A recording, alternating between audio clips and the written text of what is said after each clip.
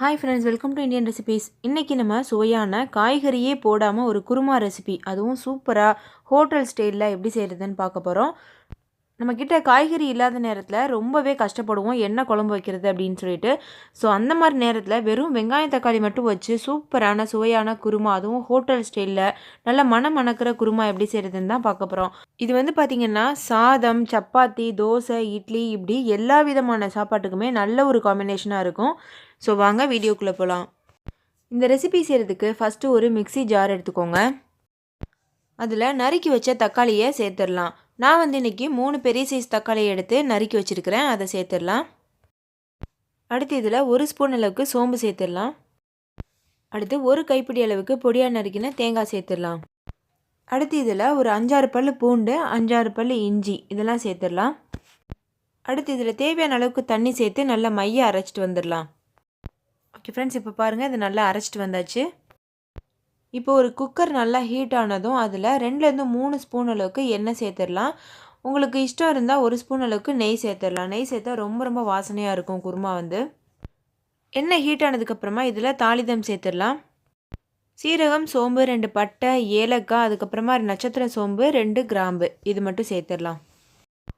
இந்த தாளிதம் எல்லாம் நல்லா பொரியட்டும். பொரிஞ்சாதான் வாசனை கொடுக்கும். அதுக்கப்புறமா ஒரு சின்ன துண்டு அளவுக்கு பிரியாணி இலை சேர்த்துடலாம். இதுவும் நல்ல வாசனைக்காக தான். அடுத்து இதில் ஒரு 5-6 கருவேப்பிலை சேர்த்துடலாம். அடுத்து 4 பச்சை மிளகாய் கீறி வச்சுருக்கேன், அதை சேர்த்துடலாம். அடுத்தது 2 பெரிய சைஸ் வெங்காயத்தை சின்னதாக கீறி வச்சுருக்கிறேன், அதையும் சேர்த்துடலாம். இதெல்லாம் சேர்த்ததுக்கப்புறமா ஒரு கரண்டி வச்சுட்டு இதை நல்லா வதக்கிடலாம்.